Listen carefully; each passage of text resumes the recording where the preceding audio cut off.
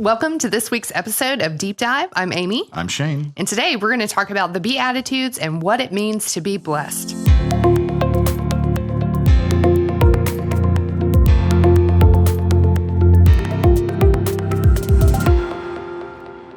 Before we dive into this week's episode, we just want to let you know that we are taking your questions to answer in future episodes. So if you have questions about subjects we covered, questions about life, anything having to do with the pod, even the most mundane and silly questions, send them to us at questions@deepdivepod.org. The notes are there on the screen, but they're also in the show notes. Send us your questions to questions@deepdivepod.org. Now, let's get on with the show. Today we're going to be reading from Matthew chapter 5, verses 3 through 10. Blessed are the poor in spirit, for theirs is the kingdom of heaven. Blessed are those who mourn, for they will be comforted. Blessed are the meek, for they will inherit the earth. Blessed are those who hunger and thirst for righteousness, for they will be filled. Blessed are the merciful, for they will receive mercy. Blessed are the pure in heart, for they will see God. Blessed are the peacemakers, for they will be called children of God. Blessed are those who are persecuted for righteousness' sake, for theirs is the kingdom of heaven. So I thought that it was really kind of an interesting way to really begin off the sermon this week, because you had folks really kind of go on this imaginary trip or this mind's eye kind of trip to Galilee. Yeah. And I think for me even, it's really hard to visualize without somebody making that concerted invitation to you, particularly from someone who's actually been there and pretty recently. So how did you arrive at including that? I think a lot of it is one of the highlighting things for me about the trip I went on in June and July of this last year was that scale. You know, it's like we have a lot of technological tools these days. I mean, I'm somebody who can waste a lot of time on Google Earth, you know, doing all that type of thing. You know, and so you can get sort of a idea of things. You know, Lord knows there's enough pictures of everything on Earth these days. But actually being in presence, you can even do augmented reality, you know, of these sort of things on your phones or VR headsets. But even things like that just don't give you a sense of scale. And what struck me particularly about the Mount of Beatitudes and that sort of Capernaum area is just how visible things are, and how if you just stood there and had a moment where you were in your mind, you know, just thinking about your mission before you, or thinking about you were someone that heard Jesus and you were thinking about these questions, the very things that he were challenging were like the things you saw, you know, if that made sense. In a lot of different ones, because everything is so visible there, because it's just not as big as maybe our mind would imagine it to be. And it's both bigger and smaller. I think the bigger part of it that we really just can't grasp is because the way people traveled. You know, it's certainly there was a Roman road probably going by there that enabled more efficient travel, but we're still talking by ox and cart, by feet, you know, and these aren't enormous distances. You know, I think it's like 180 kilometers, something like that, to Jerusalem down, you know, so we were able to travel that in a bus, but it's over mountainous terrain. We drove over to Tel Aviv to cut down to get there more efficiently. But for them, you know, the road from like Jericho to Jerusalem's a little one lane on the side of a cliff type of thing. You know, to get there from the Decapolis, which is where some people would have come to hear the Sermon on the Mount, they would have had to cross the Jordan somewhere. You know, maybe they took a boat across the Sea of Galilee, but I would suspect they'd cross the Jordan somewhere either north or south of the Sea of Galilee.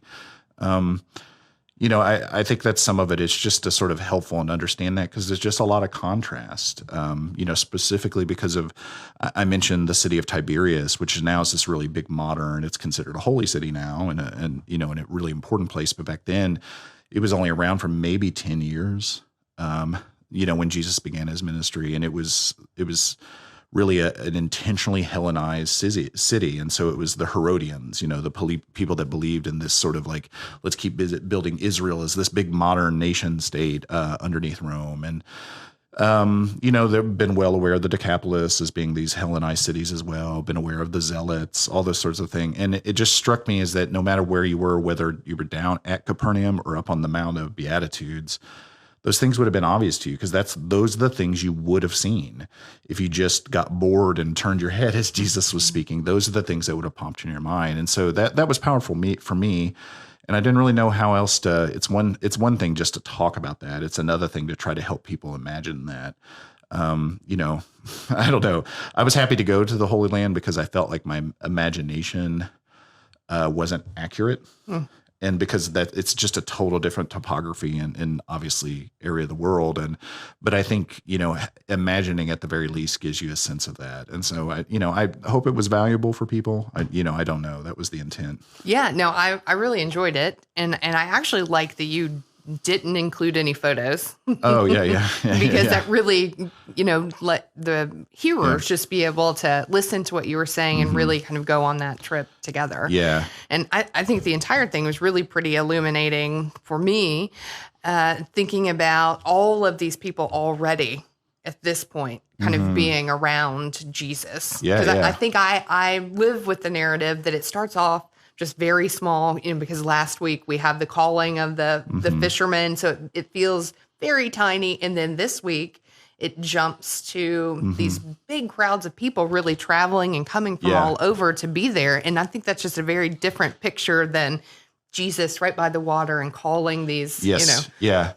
It's interesting too. And something that comes to me is that, it had to be a really big group just because they could list all these places, even if it's just one person from these places, it's like 12 different places, But having been in Capernaum, there's this historical synagogue you can go in. Now it had been built upon the one that would have been there in Jesus's time. So you're not walking on the actual stones Jesus would have walked on.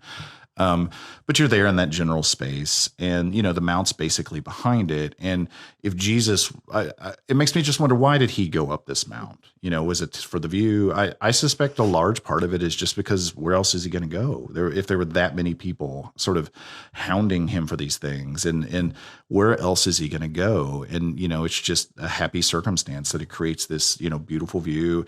There's, there have been people that have gone as far as to do acoustical analysis. Have you heard of this? So people about is it possible for them to hear them? And it's really easily possible for them to hear them because of the way the sort of bowl shape of the Galilee Sea is, and the way that the way that hill slopes is so gentle.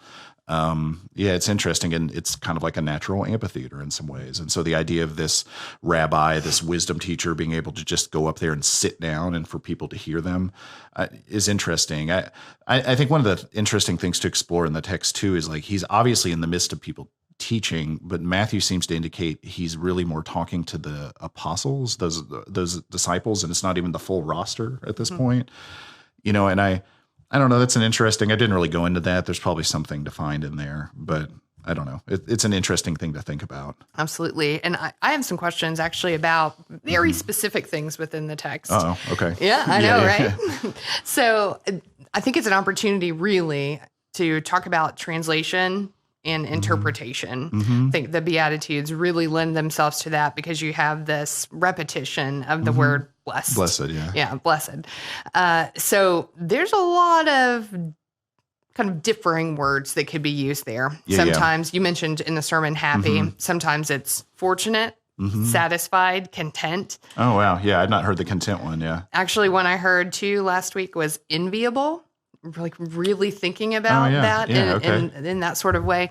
So I think it's really interesting for all of those words to be perhaps possible. Yeah. For the one Greek word, and really thinking about how when translators are looking at that text and choosing words in English for us, it's not just a translation that this is, this means this. It's an interpretation too. Yeah. The one that makes me laugh the most is the one where they say congratulations, because it's hard to not hear that at almost like an internet pop-up. Congratulations, you're our 100th customer or something. You congratulate. It almost gives it a bit of a sarcastic vibe or something. There's an interesting, there's layers to this interpretation as well. And so one of the ones I mentioned in the sermon, and this is as a result of some newer scholarship, is there's some newer scholarship that are trying to get people to take and this is a fancy word here, sapiential view of the text, which it's a fancy word for saying wisdom. Aha. Okay. So it's to get a wisdom literature view of the text. Now, I say this in the sermon, I'll reiterate here because it's very confusing.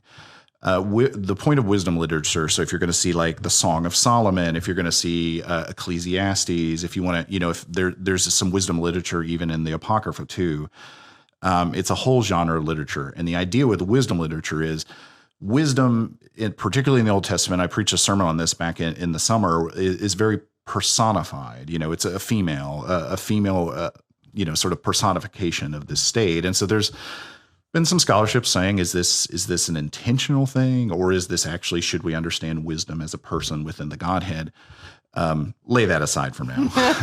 But the idea from a communication standpoint is wisdom literature is merely being like the person writing it is just translating something internal. They're not putting their spin on it. They're just trying to say, I'm the conduit which to relay to you this wisdom, which is very problematic at different times, particularly as Christianity was dealing with controversies like Gnostics, which believed that the core of the faith was to have this secret wisdom, and once you knew it, you had it, and you unlocked all these things. But the idea of wisdom literature is if you behave in the ways as wisdom subscribes and prescribes to you, you would be, as I said, healthy, wealthy, and wise. And so what's so interesting about the word makarios, that Greek word there, is probably, at least in my understanding, it's happy or fortunate, or probably the closest things to the word for word definition. But if you look at things like the Septuagint, which is, our Old Testament translated into Koine Greek, and all the Latin sources, you start getting to this point where you understand what he's saying there. That word makarios, particularly when it's in the Old Testament, always is translated as blessed because it comes out of that genre of like, you behave like these things, or you are these things, you'll be healthy, wealthy, and wise. And so this is where it gets so complicated, because our translators, when they translate the Bible from Greek, from our Greek sources into English, have to make a choice about that word. And so in the case of the Common English Bible, I believe it's using happy. It's using happy, and they're thinking, well, they might be thinking maybe that's more understandable, but it's also more accurate. That's a win-win. But the version I read from was the New Revised Standard, and they translated it as blessed, because they're making the decision that what Jesus is doing here is participating in the act of doing wisdom literature or wisdom speech. And I don't know, that's confusing. To me, this is what unlocks the most interesting part of this verse for me is the Beatitudes are not a prescription for how to behave in the way wisdom literature is sometimes. And so that's kind of a mind bender for people that would have heard this originally. The other thing is it's a promise of what will be. So, to use another fancy word, it is an eschatological promise. It's a promise of when all is in all, when kingdom come, you're going to be blessed, even though you are mourning now. And so it's weird because you don't have to do anything. Jesus is just letting you know how it is. And in that sense, it really is wisdom literature, but it's also like foolish because, I think I said in the sermon, no one's going to think the poor in spirit, make yourself more poor in spirit, and then you'll be more healthy, wealthy, and wise. They're kind of the inverse of these things. I think when you start approaching it from that framework, the idea of being a peacemaker starts to feel a little more subversive as well, because maybe from a wisdom perspective, it would be about triumphing over your enemies with truth, or all these, it might be a little more dominionist in that language. I don't know. It is a little confusing because some of that scholarship's pretty new to think about this as wisdom, but that's where translation gets difficult. And then the other thing that'll really burn your biscuit on this one is that I just said burn your biscuit. That might burn your biscuit that I said that. The other one would be there's some substantial differences between the way Luke tells the Beatitudes and the way Matthew tells That was going to be one of my questions. Yeah. So, Matthew is blessed are the poor in spirit. What's Luke? Blessed are the poor. That's it. And so, I think you might look at that from one perspective and see like really big disagreement. Or I don't think they're really that different, because I think a lot of these things are synonymous with each other. So I think the root of all these things is humility. I think when Matthew's saying meek, he's really talking about humility. And I think all those things intertwine. So even Luke talking about the poor is a humble state. It's a little bit different than maybe a rich person that considers themselves humble, but I don't think they're necessarily far off from each other. I don't know. I don't know how that lands you. How have you interpreted those differences?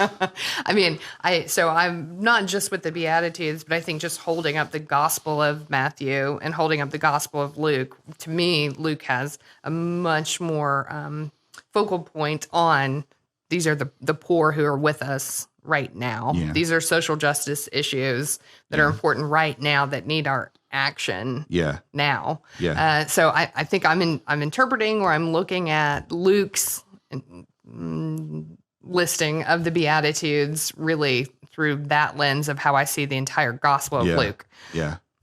Yeah, and some of it might be just our assumptions of who the author is and what their intent is, because much has been made about, the assumption that Matthew's writing to a predominantly Jewish audience that would have been well versed in sort of that theology and tradition, and he's having to speak in a language they would understand. I mean, it might be simply that. I don't know. It's very confusing. Yeah, it really is.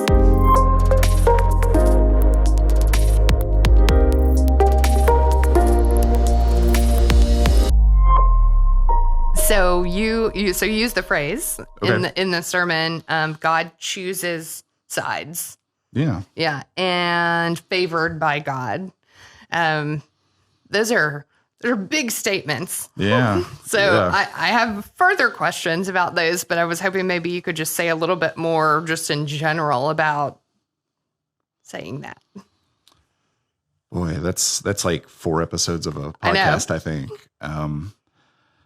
Man, I don't know really I don't really feel compelled to make the case for that right now, other than I just think that's kind of the way it is. I don't know how to say it other than that. I know some people bristle at that because I think we imprint our sense of equality on things, but I was careful at a couple points of the sermon to not use the word equality, but to rather use the term equity, because I think that's a better understanding of things. There's a really interesting cartoon that's talking about the difference between equality and equity, and I'll try to make sure and put it in the show notes because I think it demonstrates in a visual way better than I can. The general notion of equity is that we're all arriving to a location at different levels of ability and resources and things like that. Equity is not giving, or equality is giving us all the same thing. Sure. Equity is giving us what we need. And so I think a lot of this has to come with, particularly in this passage, is one cannot help but read the Beatitudes and not see that it has a strong connection with Isaiah 61. Again, here we go. We're tying Luke and Matthew together. Matthew doesn't make mention of this, but Luke does, where he is in the synagogue, and what scroll does he open and preach from? Luke 61, and it's the recovery of sight to the blind. Isaiah, sorry, I'm saying Luke. Luke is quoting Jesus reading Isaiah 61. And if you read any of that prophetic literature, particularly when it comes to areas that go into social justice, which, let's be honest, is most of the prophets. It's not the future prediction we try to make it up to be. It has to do with the treatment of the poor. So if God doesn't favor the poor, why does God spend so much time telling us how to treat the poor? If it's just about our souls and being right with God, why does God spend so much time talking about marginalized individuals? And if that's the case, if we were to take the Sermon on the Mount and say it is the distillation of all the things Jesus believes in, this is his mission statement. If we were to take Luke and look at that reading from Isaiah, as I have interpreted before, this is his mission statement. It is all about marginalized people.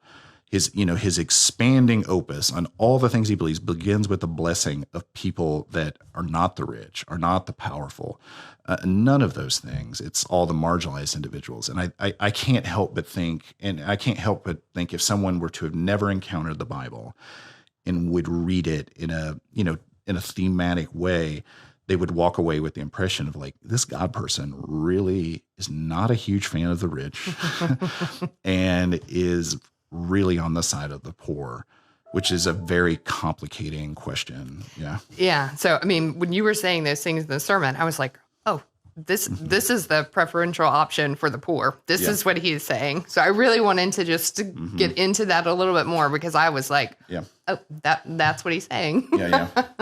I'd say that stuff aloud a lot too, just to remind myself of it, because it's very easy to slip back, particularly as Americans, to slip back into this "we're all equal" sort of thing. Yeah. Right. Yeah. Interesting.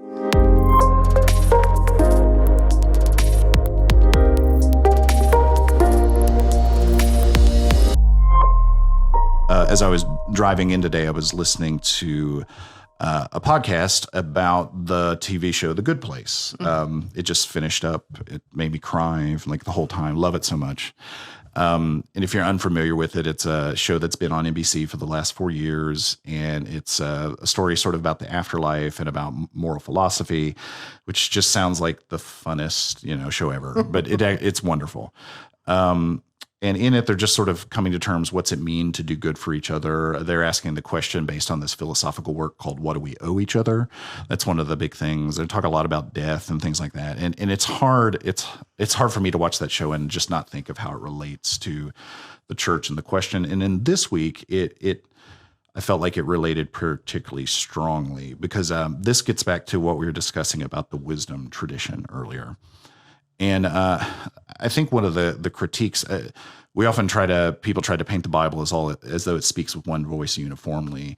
But if one were to hold up certain parts of wisdom tradition, Proverbs in particular, and then hold it up in conversation with Psalms, there's a lot of disagreement. And one of the big disagreements is, why are people poor? A wisdom tradition is going to say, more than likely, someone is poor because they're not virtuous, that they're not living wisely.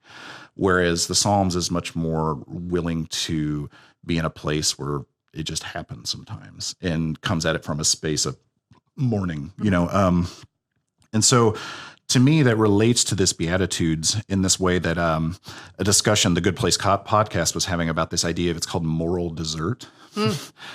Moral desert is the idea that it's the belief that if you do the moral things, you will be happy for it.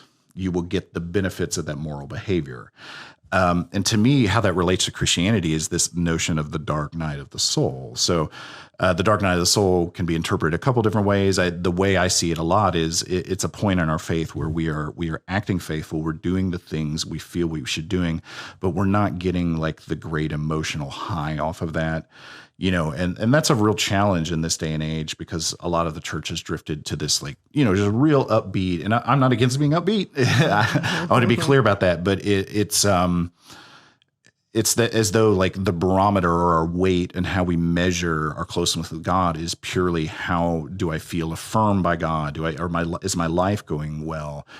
And I tried to say in the sermon, I do think wealth and health and status are poor indicators of one's status with God, particularly in light of these Beatitudes, where it's the inverse of all those things, and so I think to relate it back to that idea of moral desert, that moral philosophy, is that one of the real big challenges of the Christian faith is pursuing things for the right reason and that being enough.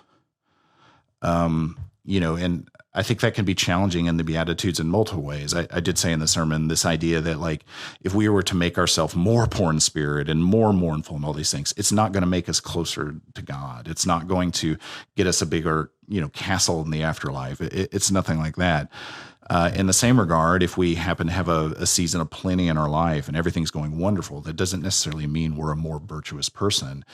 Our ethical choices are still before us, to love others as we love ourselves. That's still before us, irregardless of the consequences, the perceived consequences, or even the unintended consequences. And that's an enormous challenge of faith, because we'd like to think, if I do the right thing, I'm going to be okay. And we should know better, because our ultimate example of this, the human one, Jesus, living the fully human life, did the right thing, and it cost him his life.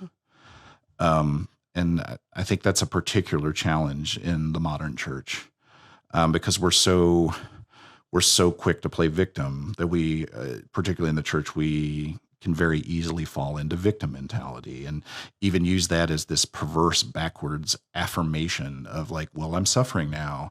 I perceive this suffering. Therefore I must be very faithful. I mean, it's a very challenging time to be a person of faith, because of just how complicated these things are. But I think at the core root of it, to me, it comes back to the word integrity is pursuing the things we feel called to pursue on their own merits, and just learning to, frankly, endure what happens because of that, but still making those good, as best we can, moral choices. I think that can be kind of a secondary challenge of the Beatitudes, and particularly what we think of ourselves. You know, I'm just as guilty as anyone when things are going great in my life, thinking like, well, I'm a wonderful person. I deserve this. I've got it together. Yeah, I've got it together. Yeah.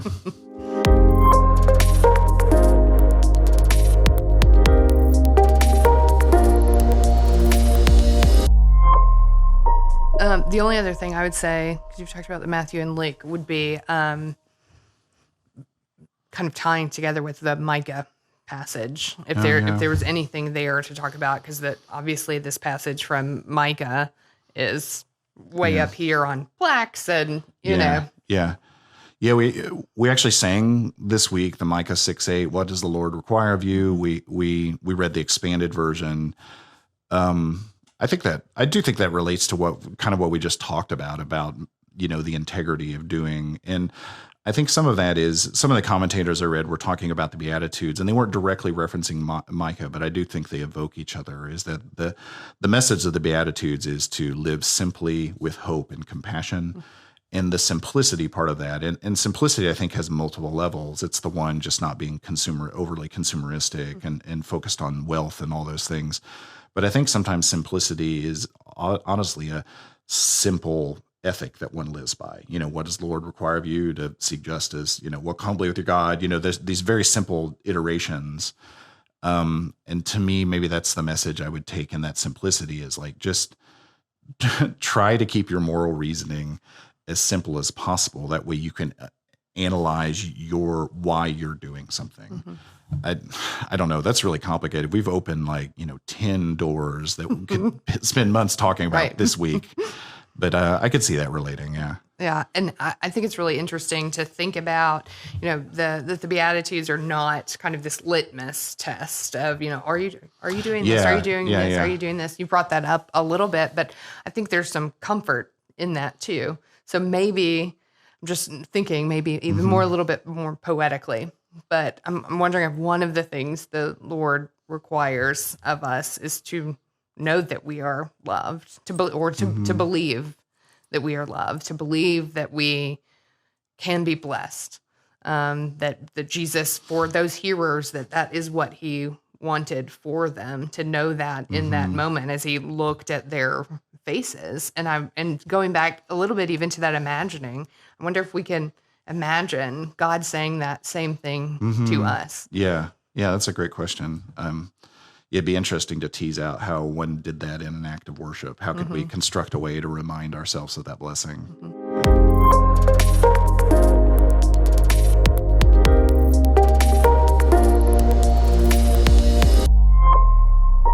Well, now's the time in the show where we like to recommend to you some things that we've enjoyed, that we think you'd enjoy, that you could dive into, waste a lot of time on, might make you a better person, might just give you a little fun. I don't know. We've been all over the place on this, but I'll go first because mine is super brief. I'm just going to recommend you. I think I've said this before, but now that it is over, please watch The Good Place. It's very short. It's only 4 seasons, 4 years. Yeah. It's 4 seasons, and most of the seasons are 12 episodes or less. I think the first one's only 8. It's great. Takes a little bit to get into because, as I say, it's a show about death and moral philosophy. But it's wonderful and charitable and all that's good about TV. So yeah, give it a shot. So mine actually is a crafting kind of opportunity. Alrighty. I know you're going to go right on home and buy this Absolutely. immediately. So I pretty recently got a vinyl cutting machine. Oh yeah. So one of the silhouettes, Yeah. so that you can make cups and T-shirts and blankets and all kinds of stuff that you design in the very easy to use program that comes with it. And then you can make all these wonderful Disney items. There it is. But it really is worth checking out because it's really fun. There are things that you can buy and import, so you don't even have to be super creative yourself if you don't want to. So the question I have is, have you made things yet? Yes. Or is it just the promise of the possibility? Oh, no. No, I've okay. made things. And so I have a daughter who's 12. Her name's Addie. And I tasked her actually with figuring out how it works. It's like, so. And of course, she figured it out instantly. Yeah. Yeah. No time at all. So it came in very handy. So she just made a sweatshirt over the weekend. Oh, okay. Yeah. Any clues? What's the sweatshirt? What was the sweatshirt? Oh, it's a neon green sweatshirt. I can't even remember what she put on there. Oh, okay. She was truly, That's impressive though. She designed it. She printed it. She cut it. I ironed it on, but yeah. I'd be afraid of having like the iron on stuff. I feel like I would iron. I just iron like just really embarrassing things on my own clothes because I thought it'd be funny. And then so cool. Yeah, it looks so cool. Or like I just thought it would be funny. I would do it, and then I would just be like, well, ruined another shirt. Yep. Well, thanks for joining us. Down in the show notes below or in the notes on your podcast app there, you'll find links to where you could watch or listen to the sermon. You'll find links to these things we recommended here, including the cartoon we talked about earlier in the episode. And thanks for joining us. Like, review us, share us with your friends, and we'll see you next time on Deep Dive with Shane and Amy. Bye-bye.